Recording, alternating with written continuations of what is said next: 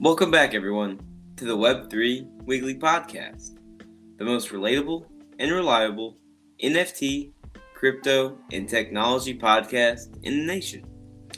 Today, I am lucky to be joined with Austin, otherwise known as HODLD on Twitter, for the second episode of the Web3 Degens Opinion series. In today's episode, we will be discussing all things Bitcoin and get Austin's opinion on it as well as how it compares to other parts of the Web3 world. So without further ado, let's just hop right into it. So Austin, before we kind of talk about Bitcoin and your opinions and everything, do you mind to kind of give the audience a brief introduction of who you are so they understand you a bit better? Yeah, awesome. Thanks for having me on here. So my name is Austin. I'm HODLD on Twitter. I work with CoinKites. It's a company that sells a hardware, Bitcoin-only hardware device. We're also founders of the Open Dime, Block Clock, and many other products. So basically my role at that company is to help with support. So I'm the guy that if you email, support@coinkite.com, you'll get me. If you got a shipping problem, you got a hardware problem, you need help finding resources, I'm your guy. That's awesome.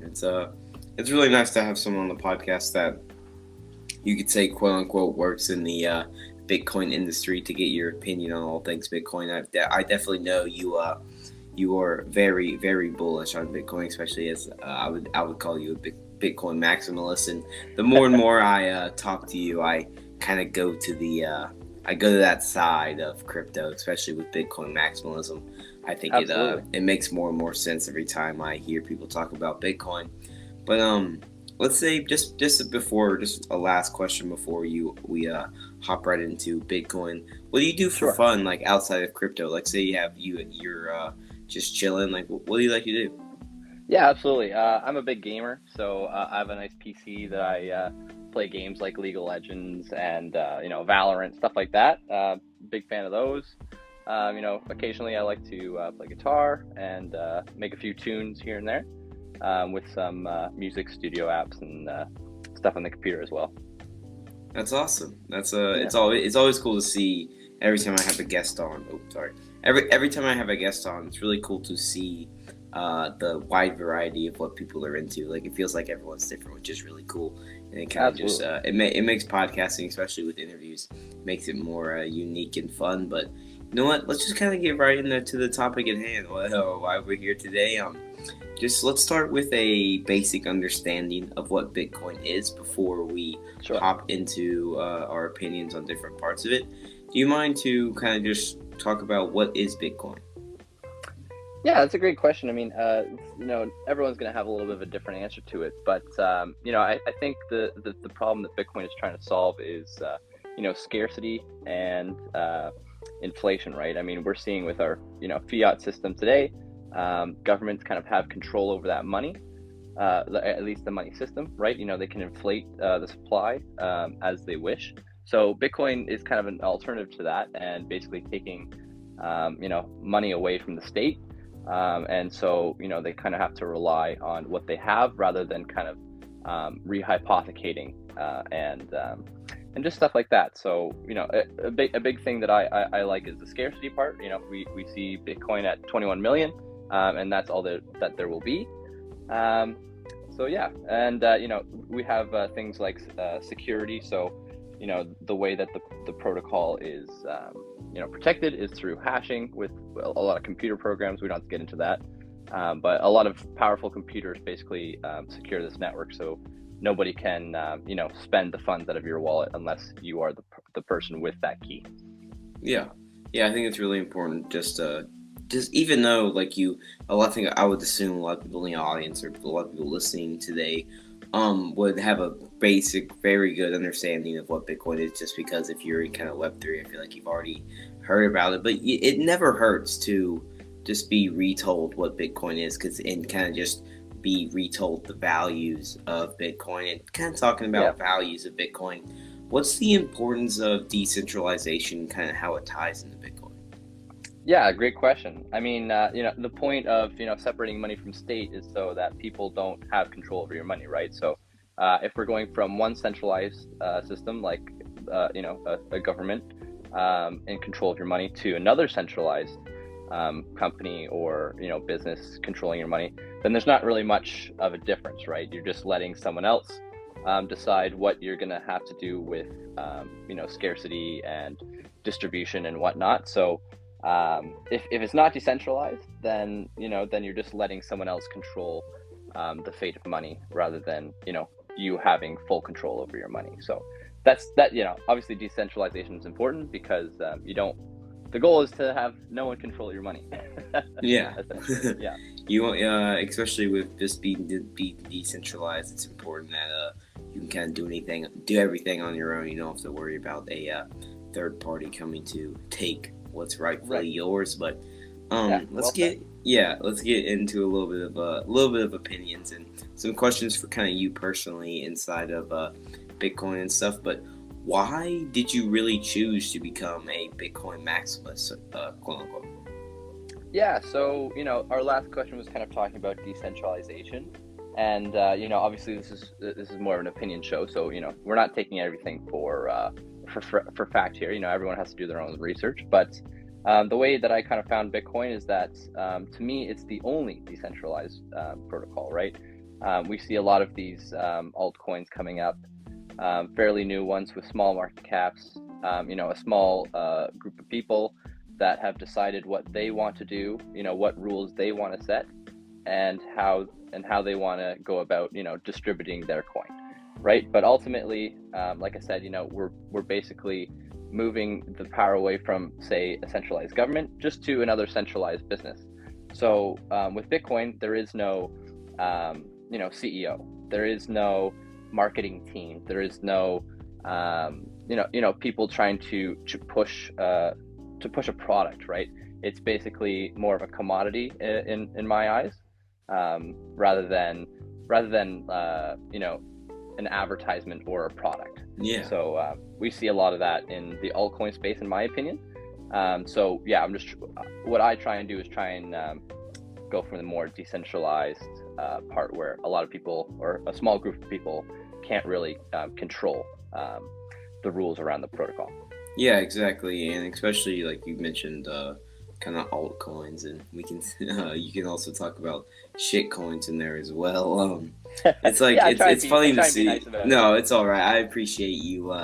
You keeping it PG here, yeah, especially with a lot of altcoins, they can be controlled by a small group of people, and that's when pump and dumps occur, and people can put thousands of dollars into these, because regular people put thousands of dollars into these altcoins because they think, oh wait, if this goes to $1, I'll be a millionaire. Well, if for something like Shiba Inu to go to $1, it'd have to have a market cap that's like bigger than like the entire crypto market with like half the stock market. Like that's impossible. Right.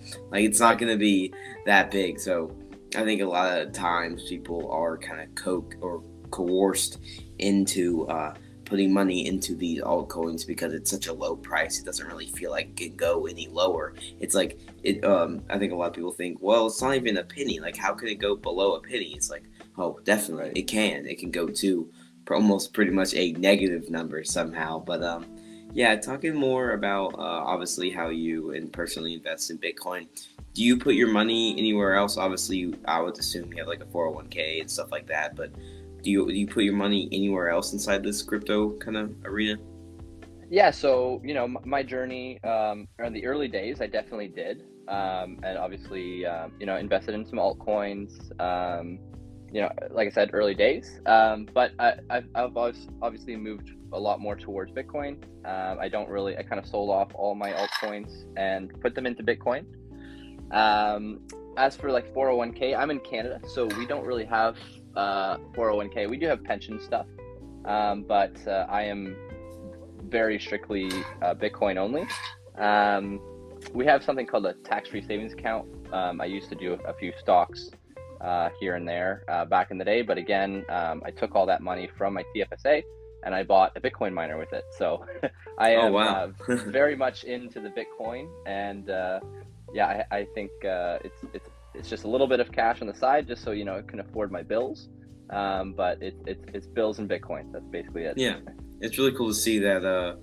Definitely, because I'll pop in the Twitter space and you're speaking, or or even you're just listening, and I can tell like the spaces you join, they give very good information. I can tell you kind of live and die by Bitcoin, which is really cool to see, and that's why I'm so excited to actually kind of get into just some Bitcoin topics, and we can have a little chat about just Bitcoin in general. But I'm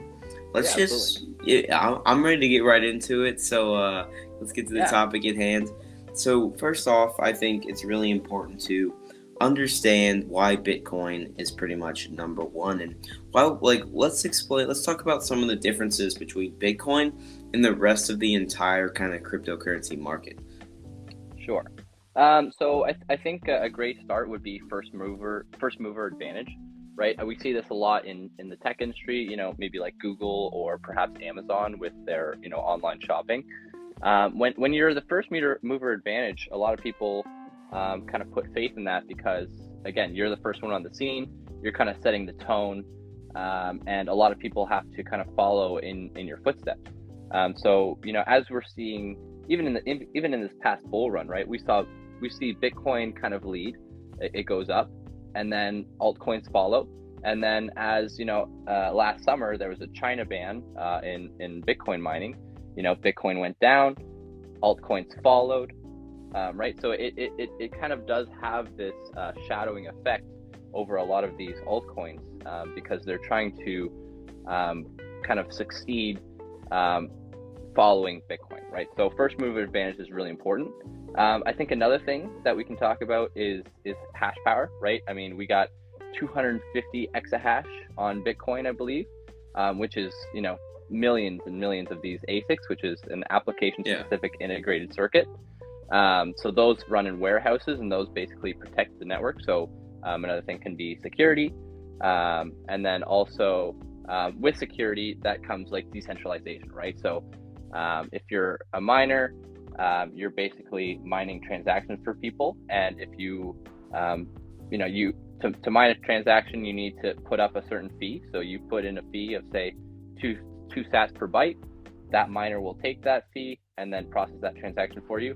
And then as soon as it goes through the mempool, it is fully immutable, right? So there's another thing that we can talk about, immutability, right? So if with a centralized company or business, they can go in, they can do what is called a reorg or a double spend, and they can essentially, take your coins away from the wallet that you think that you have the coins in and spend it somewhere else without your permission.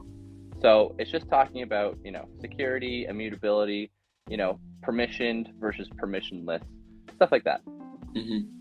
Yeah, I think another why I think Bitcoin is so important to kind of the Web3 world, or just kind of just the world in general, is that with something just like you said, permissionless, it's important to give power back to the people, especially with there's so many banks and everything like there, or big institutions out there that really don't give you power with your money, and they kind of can control whatever they want to do with it. And if they wanted to, they could probably take money out of or take money from you pretty much, whether it's through fees or many different ways. But with Bitcoin, you can't, they can't come to you and force you to do something because they don't own it. No one can control it unless somehow the network completely shuts down, which is a very, very unlikely thing.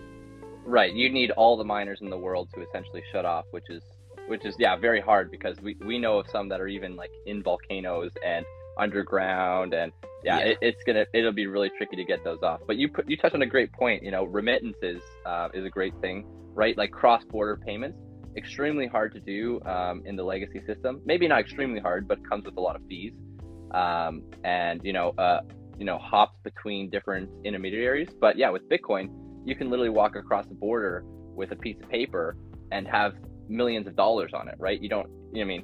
Obviously we don't want to talk about, there's certain laws that we need to respect.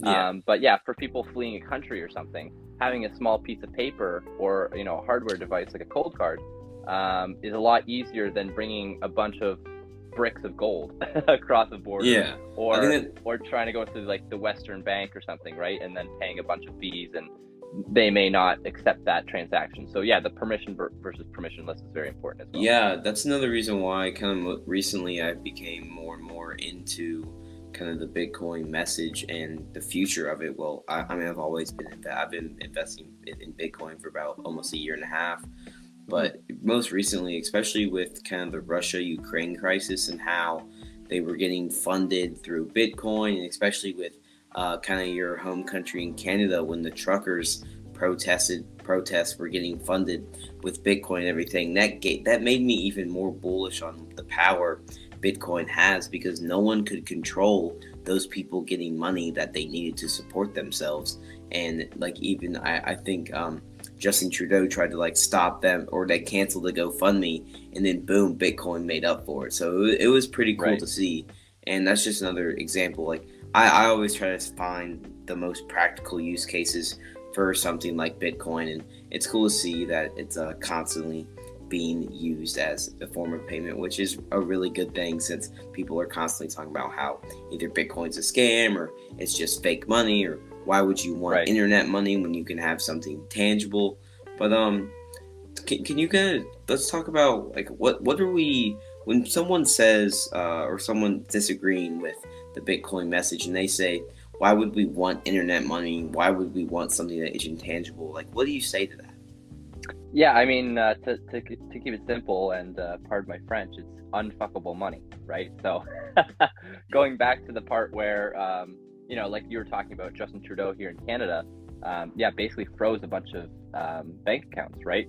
And so, a lot of people kind of woke up and realized, wow, the money in my bank account really, is it mine, or is it just, am I allowing, or is my government allowing? You have permission to use your own money. Right, exactly. It's not, is it your money or is it their money that they're allowing you to use, right? Yeah. So, that really spoke to a lot of people, and the trucker thing was awesome. I think it was a real world example of how Bitcoin can really be used, because we can talk hypotheticals over Twitter Spaces a lot, but until we see it and need it really in the real life, people don't really understand it, right? Like I think a lot of people in third world countries really can understand unfuckable money a lot more than, say us in a first world country, because we haven't really had restrictions on our money, right? We haven't seen those things in our daily lives, and how corrupt a lot of some of these governments and big companies, big corporations are. So I think, like I said, the trucker thing and Justin Trudeau freezing bank accounts, that really opened up a lot of people's eyes and found a use case for Bitcoin for them. So it really helped onboard a lot of people. Yeah, I think that's really important, especially with all the truckers kind of needing to open a wallet or whatever to be able to support themselves. For how long was that protest? Do you kind of remember? Yeah, it was about a month. It was between January and February, so it was a little chilly, but I don't think it was like freezing cold. They had some nice weather, thankfully. But yeah, no, it went on for quite a while, and obviously with the law system that we have up here, some of the Bitcoin did get frozen, right? I mean, the way that things are implemented is also tricky, because you really want to keep people private as well. When you're giving people this Bitcoin, because the government's not going to want that, right? I think they raised like 40 Bitcoin, or between 20 and 40 Bitcoin. It was quite a lot. So I think they gave it out to about 90 truckers. So I don't think everyone got a piece of the pie, but the majority did, and that was the goal, right? It wasn't super it's very hard to plan these things, right? Because you see videos of people receiving Bitcoin on Twitter, and then now their face is on Twitter, and now the cops say, oh, we saw that you got Bitcoin from this guy, how did you get that? And here's a bunch of questions and stuff like that. So I think privacy is really important when it comes to things like this too, because obviously the government or big corporations like big banks are not going to like you giving away a lot of money for free with no tax implications, right? So taxes are important. I think everyone should pay their taxes, but when you're going up against the government, it's a little tricky and nuanced, right? It's not plain Jane and white and black, or black and white. Yeah, there's a lot of there's many different reasons why someone would want to own Bitcoin. Just like you said, it's not black and white. There's not only one reason. It's not either a yes or no. It's like you don't have to fully dive in. You don't have to dump your entire retirement into Bitcoin. You can it's a new asset class. It's not supposed to. Bitcoin can become new money, but it has been, but Bitcoin doesn't have to become the money. There's so many different options, especially with the increase of the Lightning Network, and not only just regular money that people have been using forever, which we could go down a rabbit hole of how many governments are kind of destroying their monetary system with the increased money printing and with a massive inflation, and how governments are kind of going crazy with the money printer and not really caring about the future of the buying power of their dollar. How important is Bitcoin that there's only going to be 21 million Bitcoin ever, and how important is that Bitcoin is scarce? Yeah, absolutely. I think a lot of people have a different definition of Bitcoin versus a hedge against inflation, store value, stuff like that. But I do think that it is a great hedge against debasement or inflation, depending on the way you see it. We saw with the Fed when money printer go burr, that when they started issuing a lot of easy money, a lot of very small interest on loans, that Bitcoin did in fact go up quite a lot, right? As easy credit and money gets pumped in the system, so do risk on assets. So what's a risk on asset? Basically, it's something like a house or stocks or altcoins, Bitcoin, just speculative things. Maybe not speculative, but things that rely on liquidity. So as liquidity is being pumped into the market, those things will go up, right? And then as we saw in the last few months, the Fed kind of mentioned, hey, there's a lot of easy money in the system. We definitely did print a lot of money. We gotta ease back. We gotta pump on the brakes a little bit, and then which is called quantitative tightening, which basically pulls liquidity from risk on markets, and then we saw a lot of that decline, right? So to the point about it being a hedge against inflation, I think long term it is, because as more money is continually being printed, that is being eaten up by Bitcoin and other risk on assets, but a lot of it is being pumped into Bitcoin because that liquidity needs somewhere to go. And as people put more faith in Bitcoin and say, hey, look, our government is being dumb and printing a bunch of money and inflating our prices of groceries, inflating our prices of housing, all that, they're going to want to go to something that does not increase in supply over time, and that usually a lot of people find the store value aspect in that.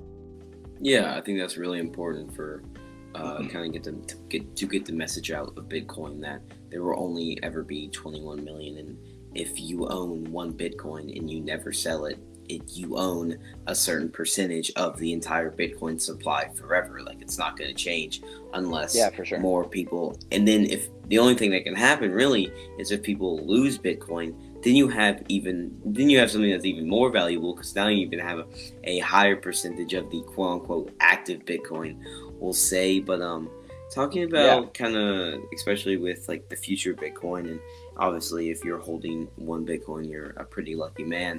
But let's talk about, especially with the proof of work aspect of Bitcoin.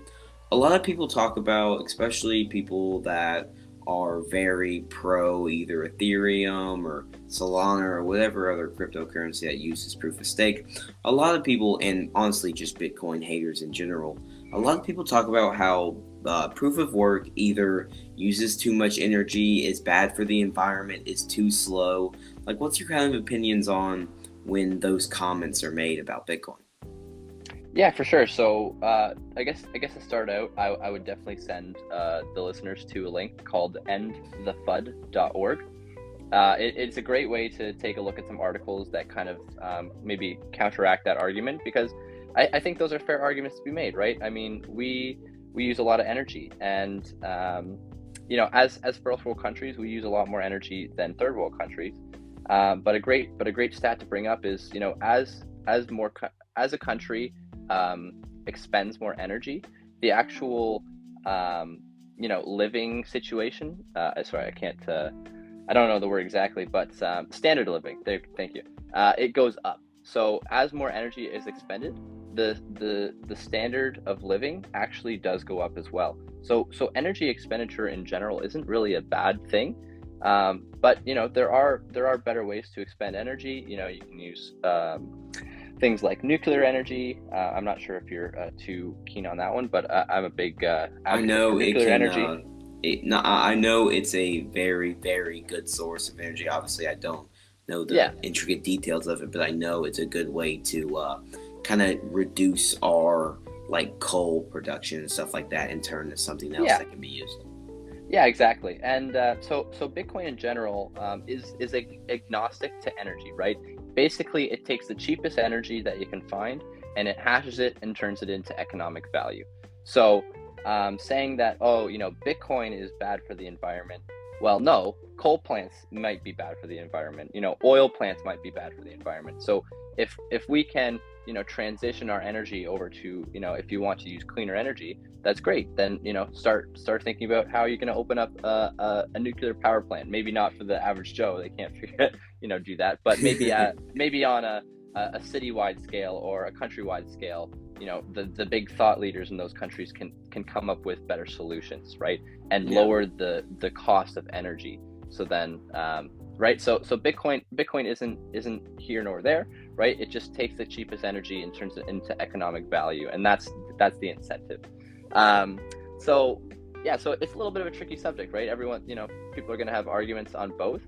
But I think proof of work is a great system for consensus and for securing a network without having too much of a governance in the middle, right? So my comparison would be to, say, Ethereum with proof of stake that's coming up. Proof of stake has its own set of issues, right? So Yeah, like especially the entire network being shut down, like yeah, something like Solana.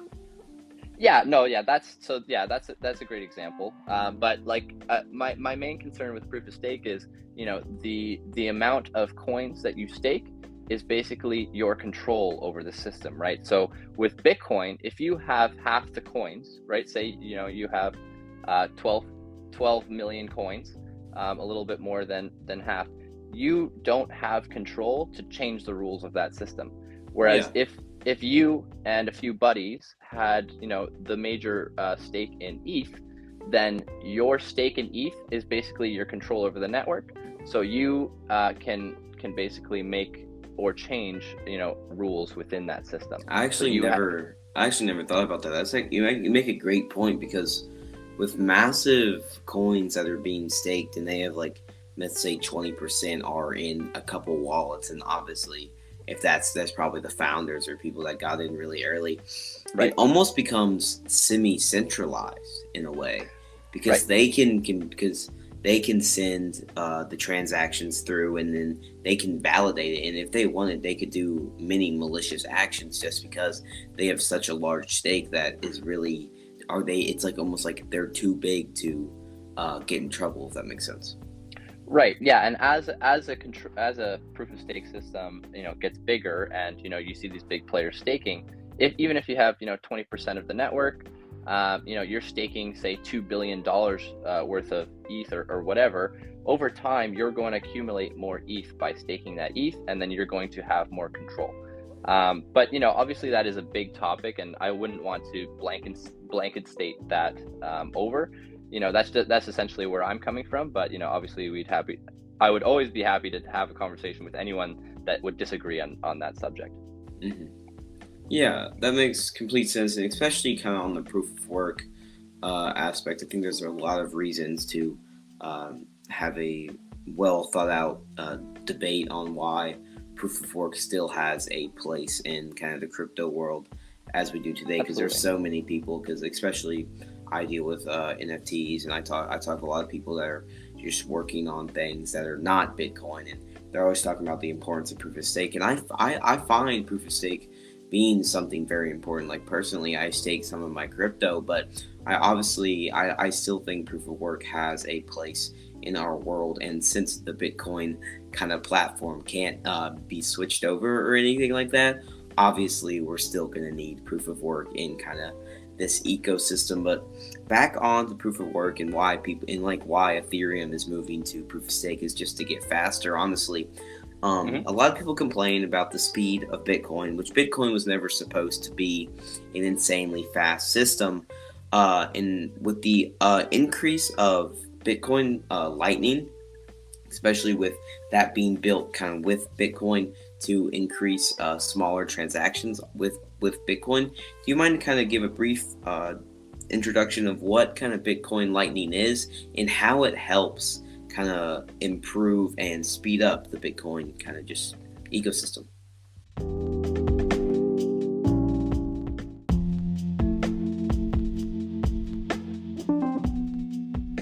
Yeah, so Lightning is basically allowing people to make transactions day to day, really fast, really cheap, really easy, without making the Bitcoin network bloated, right? So my example earlier was about the Visa network and how things scale in layers. So when you make a Visa payment in your daily grocery store, that takes 45 days to actually settle. It's not just all done right there and then. There's a lot of systems that it has to go through and a lot of checks and balances that it needs to go through. So again, we were talking about Bitcoin and how why it's so slow, and that's on purpose, right? Everyone needs to run a node to keep that decentralized consensus going. So the whole entire Bitcoin blockchain you can download literally for less than 1 terabyte, right? A 1 terabyte drive is probably around $80 right now. And as technology gets better, it gets cheaper. So we need things to scale in layers so that the base protocol can stay decentralized and have a very overwhelming consensus. Yeah, and can you talk about how the Lightning Network will allow the just Bitcoin network as a whole to grow? Yeah, for sure. So on Lightning Layer 2, it's great because you're not making those transactions on Layer 1 all the time. So the fees are going to be a lot cheaper. They can literally be sub-cent fees, and they can be instant because it's just a massive mesh network of nodes. So if I wanted to open up a channel, I would open up a channel with Bob. I would set up a bunch of liquidity. So I would commit 500 or 5 million satoshis to that channel. Between me and Bob, Bob can make purchases or receive things, and it will be instantaneous and like lightning fast, right? So obviously that's great. We're seeing that in El Salvador right now with pupusa stands and other small businesses. All you have to do is scan a QR code, boom, tap, write a message saying what it's paid for or not, and then within seconds, that business gets sats, right? So it's extremely fast, extremely reliable. It's like I said, it's a big mesh network.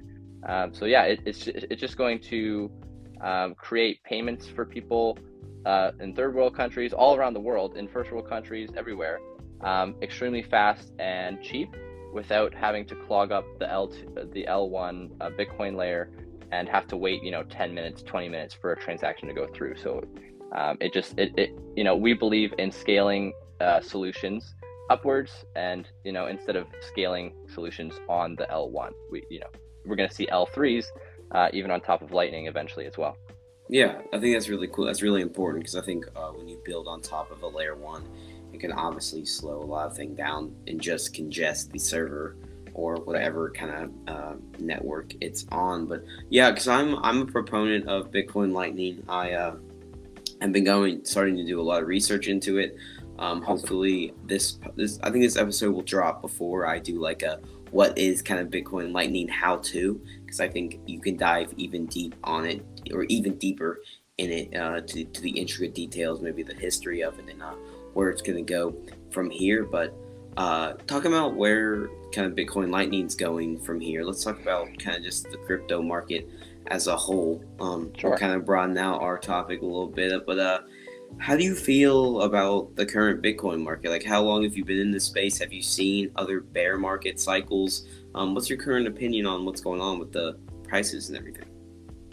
Yeah, so I've been in the space for about 3 years. So I kind of just I bought a little bit before the run up of this bull market, but I wasn't that committed. So I was like, oh, I'll buy a few bucks here, buy a few bucks there. So I didn't really get to experience a bear market as you say. But my personal take on it is, we were talking earlier about easy money and a lot of basically zero interest loans. We're seeing a lot of that obviously come back to real life and realize, oh, there are repercussions for printing a bunch of money, right? It's not going to be easy helicopter money forever, as people thought. So I believe in cycles. I think obviously the crypto market as a whole is a very speculative market, as it's very new and in its infancy. So you're going to see a lot of big players, including big companies, take advantage of that, right? You've got your retail side and you've got your big corporation side. So someone that's retail that's throwing in a few $1,000 isn't really going to move the market, but someone throwing in millions or even billions of dollars into a market is obviously going to be able to maneuver and the price to their will, if you to an extent, right? It's not not again black and white, but they will have a lot of more sway. So we see a lot of people in the beginning of a bull market pile on, leverage up. Leveraging is basically, if you have $100, you can leverage 10x, so now you have $1,000. Yeah, and then if you go belly up, you're pretty screwed. Right. So if it but if it goes down 2%, then you get liquidated or whatnot. So big players also leverage. So if they have millions of dollars and they leverage up, now they have 10 times the amount of money they have, which is a lot. So I think we're just seeing a lot of that money that we think is there, right? It's more of a fake money because it's a lot of futures contracts and levered money. So we may think a market cap of something is 500 billion, but really half of it's leveraged, so it's really only 300 billion actually. So just stuff like that. So I think we're seeing a lot of that easy money getting pulled out of the system because loans are costing a lot more now, interests are rising, people have to pay back their debts. So this is more of a risk off environment as we're seeing it with quantitative tightening. But I think in the future, these markets will become less volatile, right? As the market cap of a product or whatever increases, it will become a little less volatile, right? Like if we were sitting at a $10 trillion market cap like gold, we're not going to see an 80% retracement back down to, say a $2 trillion. Oh yeah, I completely right. agree. So, because it's kind of like when obviously like 10, let's say 20 years ago, Apple stock, it was a lot more volatile than what it is today, just because there's an insane amount of more money into the company and it's worth a lot more, and there's less just trading going on because like obviously there's probably more total volume of Apple stock being traded, but you're not going to see it drop 5-10% on a dime just because something happened. Like it's a secure company and people believe in it. Right. Yeah. As a company or a commodity is out in the open for a lot longer, people start to put their faith in it, and then they start to hold it more, and then they see a dip, they say it's just a little dip, right? But now obviously things are a little crazy in our world. People think the apocalypse is coming. House prices are skyrocketing, interest rates are going through the roof. We're at the end of time, so people are kind of freaking out, and a lot of markets trade emotionally. So people are kind of running to cash, even though we believe cash is trash. People still find value in it because everything else is a risk on, and to them right now, cash is risk off. Exactly, and that's another reason why, obviously, like, I'm a younger guy. I haven't been here for the 2008 recession where, like, I was alive, but, like, I don't really remember it and I can't really talk about it. But all I know is that when there's people in any market just talking about how the end is near, sell everything, that's when you need to start putting your nose to the grindstone and do the research. Absolutely. When you need to start looking to, okay, should I make a play here? Just because if everyone's just calling it stupid right now and it's the same thing they were calling great when it was $69,000, what went wrong? And guess what? Nothing's different. So other than the number on the screen when you go on CoinMarketCap or you go on your trader view, like it's still the same thing. So that's another reason why I'm so bullish on Bitcoin, because that's obviously my biggest position. But I'm gonna continue to purchase Bitcoin. Obviously, this is not financial advice. We're just two dudes that enjoy talking about crypto. But I obviously have future outlooks for other cryptocurrencies, whether it be Solana, ETH, or even farther down altcoins. But it's just something I think a lot of people can understand, especially in your kind of realm, is that there's a security with Bitcoin. It feels more secure. It's been here long. It's made it through all the other bull and bear markets, the cycles and everything, and it's going to stay. I truly believe, because there's nothing can shut it down.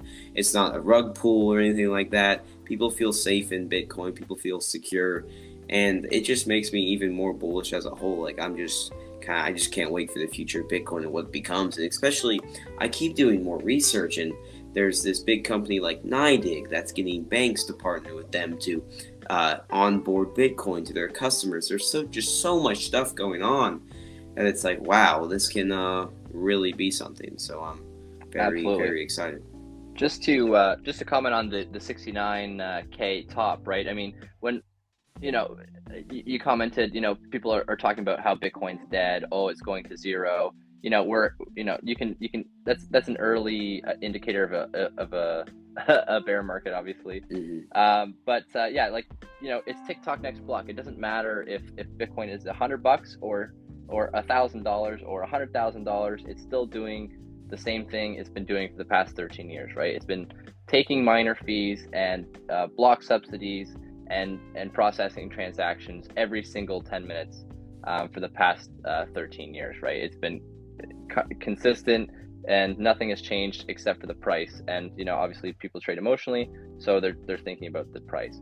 But just as people were calling for 100K near 69K, we're seeing people call for 10K as we're around 20K. So it goes both ways.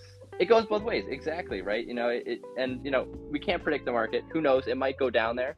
But yeah, I try not to be the contrarian, but it is funny to see, crypto Twitter talk so poorly about Bitcoin when it's down. But yeah, you're right. When it's up, people are like, oh, it's going to the moon. It's up forever. So something to keep in mind, obviously, for sure. Yeah, I think the future is very bright for the majority of cryptocurrency. Well, maybe not, honestly, maybe not the majority. I take that back. It's bright for certain cryptos, especially Bitcoin and the top ones that will actually have utility and have a use case for it. But obviously, I really enjoyed this conversation. I can't wait to continue to follow you, whether you're speaking in a Twitter space or just posting on Twitter. And if anyone in the audience would like to be like me and follow you on Twitter, where can they find your social media? Yeah, absolutely. So my Twitter account is @HODLD, and that's where you can find me. I'm mostly on Twitter. If you want to purchase any of our products at CoinKite, you just got to go to coinkite.com. We have a bunch of documents and resources, and then as well as our store site where we sell the Mark III, Mark IV, Block Clock. We have a new Block Clock Micro coming out soon. It's like a little desk thing, which would be nice. We got Open Dimes, and then Sats Card and Tap Signer will be coming out soon as well. Awesome. Well, I can't thank you again. And obviously, if anyone listening in the audience today, go check all that stuff out. And also Thank you so much for listening today. You are the whole reason we are here. But I do have one more question for you. And if Yeah. anyone is a repeat kind of fan of the podcast, they'll understand this question. But if you could have any superpower, what would it be, and why would you want it? Ooh, that's a great question. It's funny how many times I'll ask that question again, and it throws a lot of people off. Yeah, it's like something I never really thought about. No, it's a good question.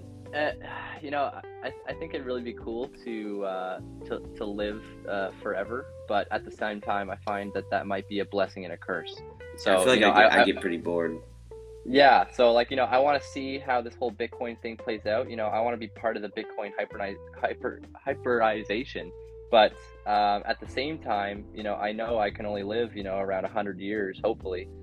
So I may not be able to see that, but at least I can be one of those people to start the revolution. So yeah, so I guess maybe that one, or teleporting. Teleporting would be pretty cool. Yeah, you can never go wrong with you can never go wrong with the superpowers of either teleportation, flight, or like super speed. You can never go wrong. But thank you so much again for coming on the podcast, taking time out of your day to be on the second ever episode of the Web3 Degens Opinion series. I think this is really important for especially the content I create. I think this kind of series is important because it's chill, laid back, and there's a lot of education with it as well. And hopefully these episodes can help the viewers either change their opinion, form an educated opinion, or kind of just understand more about whatever going on and whatever the topic is at hand. But if anyone in the audience today obviously would like to support us, feel free to follow any of our social medias. It is at Web3 Weekly Pod on Twitter, Instagram, TikTok, and YouTube. If you did enjoy today's episode, feel free to leave us a like, hit us up, send us a message, tell us what we did wrong, tell us how we can improve, or tell us what you liked about the podcast. I'm always open to constructive criticism and everything like that because I'm here to serve you all, and the only way I make it better is by listening from you all. But also, feel free to share this podcast with some of your friends. Like the podcast on whatever podcasting platform you're listening to, and also leave 5 stars. That goes a very, very long way. I don't think anyone can. I can't even explain how important receiving 5 stars is for the algorithm. But Austin, I just wanted to say thank you again for coming on. I probably said it 5 times, and I wish I could say it even more. And would you like to say anything to the audience before you head out here today? Yeah, no, I just want to thank everyone for listening, and obviously for you for having me on. I think what you're doing here is great, and discussion was great and awesome. So keep doing what you're doing, and I want to thank you for having me on because it was a pleasure, and always happy to come back on. Yeah, no problem, and don't worry, I'll definitely be seeing you in a space, and maybe we can host a talking just a Twitter space someday all about Bitcoin. But I've said this for the past few episodes, and just in every episode I've just been saying, stay bullish, my friends. Have a good one.